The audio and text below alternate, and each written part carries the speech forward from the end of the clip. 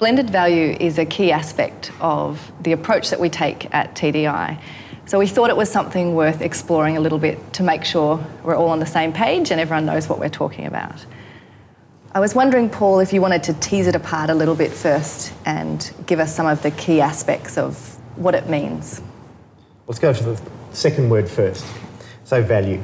I think when we look at the world, we look for value in different things. But in the space that we play in, we look at value from the marketplace approach and we look at value from what often has been a not-for-profit approach.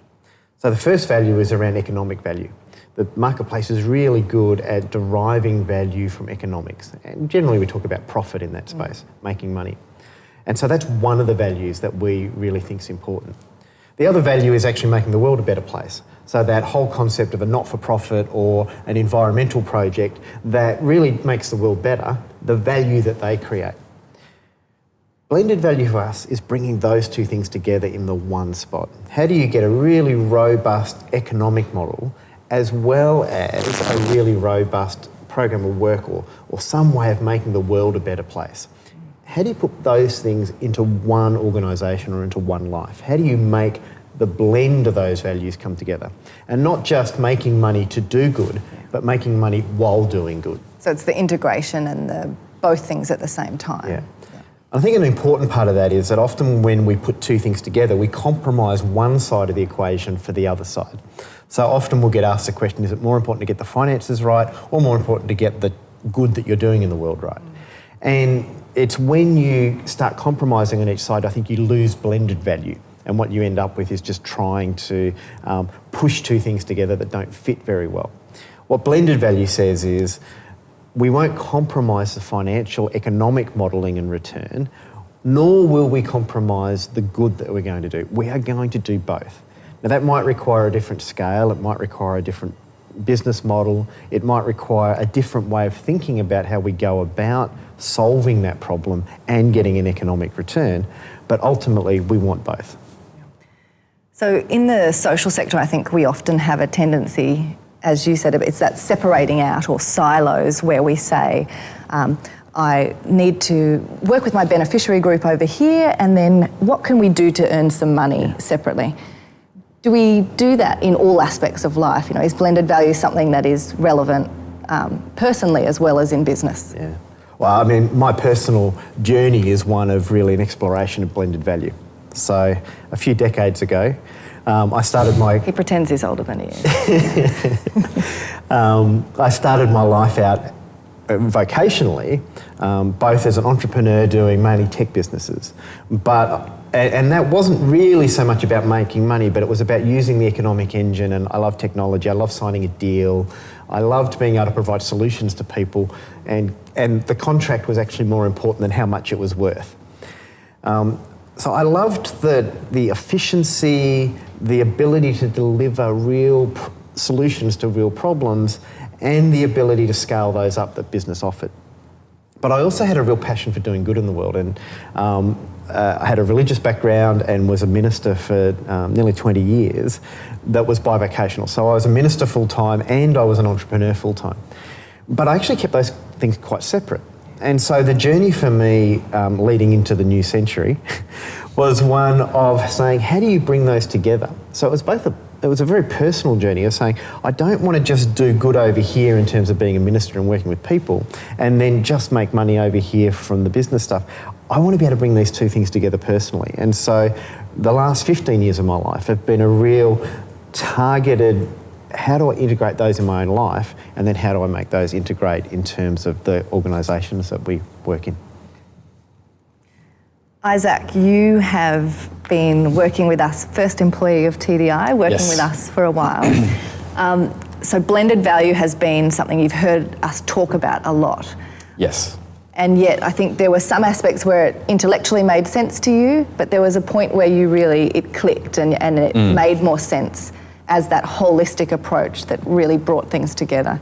Can you tease apart a little bit what it was or what made it really make sense? Okay. I think The first thing is I realize this is a concept that really no one else is talking about within the social enterprise industry. I think people talk about blended value and they mean having some of both.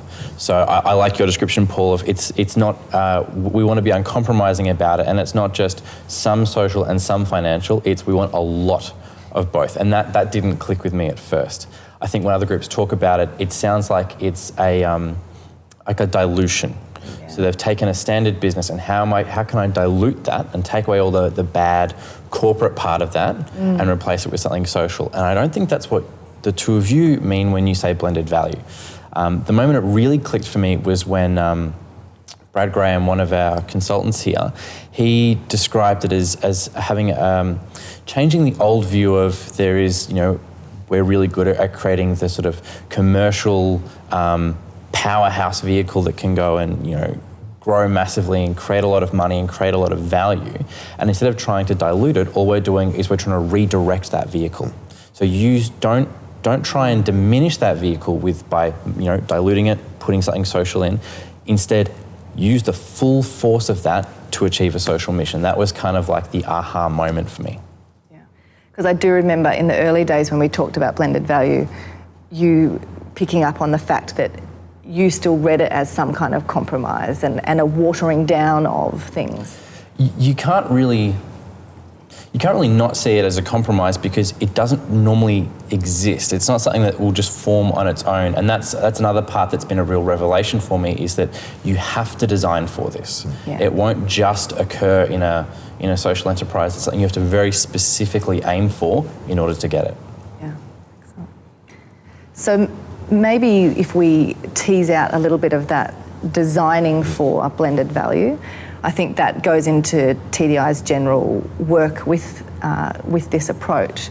And we've certainly seen, I think, as we engage around trying to build what we call investable social enterprises, that we actually get different results when this notion of blended value is front and centre at the point of beginning an engagement.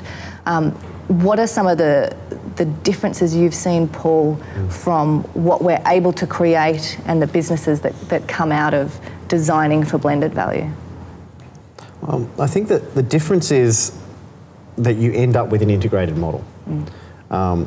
Much of the social enterprise space across the world is focused on trying to leverage the economic engine to do good, rather than necessarily integrating them. So there's many social enterprises out there that are designed to create profit, but to fund good over here. And they're not really asking the question about how does this business do good? What are the negative consequences of running that kind of business, but also what kind of positive outcomes could you create within that business?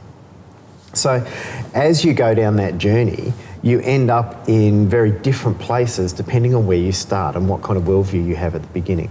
So if you have a worldview that actually says blended value is possible, I can make money and do good, and I design the organisation to produce both of those outcomes, it's not to say that you always get it, but at least if you design for it, you have a much better chance that it could happen. And a bit to Isaac's comment before, I think if you don't design for it, you won't get it at all. Yeah. And so I think we've allowed ourselves as a sector to compromise on what really truly is possible. So we see that commerce and business in the marketplace is a really powerful way to change the world. And there's no doubt to that. We've really seen that the last 50 to 100 years on this planet have been absolutely driven and created by that sector. But what we want to do is we want to redirect that power. But we can't lose any of the power of it on the way through either.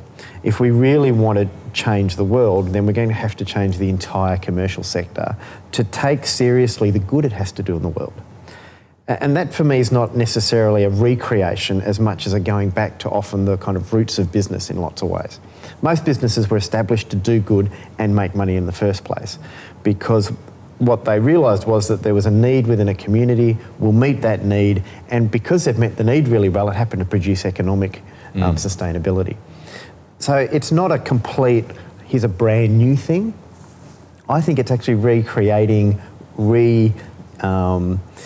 regaining in lots of ways the very things that we've let go out of the corporate space. We've driven the corporate space to be all about money. And there's good steps along the way where you start to see the walk towards blended value. So things like corporate social responsibility, shared value type projects, the idea that individual corporate executives want to do something significant, not just make money. I think there's a shift happening. Now, it's right at the beginning of that shift, but there's a shift towards I personally and I corporately want something more. And is there an aspect, I think, in terms of if we look at the differences of what TDI is producing and our focus around blended value as that point of difference, there is a lot of talk about capacity building or investment readiness, and yet when you remove that fundamental belief in blended value as something that does not involve compromise, you end up still with a grant-reliant not-for-profit. Yeah. Like we see all this energy and work going in from both the capacity building side and the social enterprises, and yet end game is a pitch where you still, unless you're wearing a philanthropic hat, couldn't engage. So I think that distinction is really important as we work towards growing investable social enterprises. We need that blended value approach. I think one of the other key things around blended value is that uncompromising bit goes to the intention in the first place.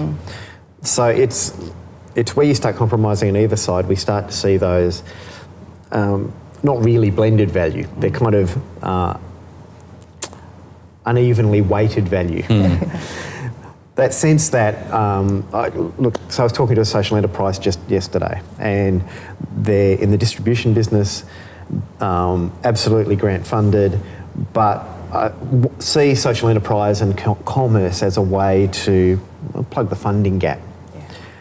But instead of looking at their core business, they're looking at starting a new business. Yes. And somehow doing a commercial business over here that the profits of which will then fund their core work. Very common.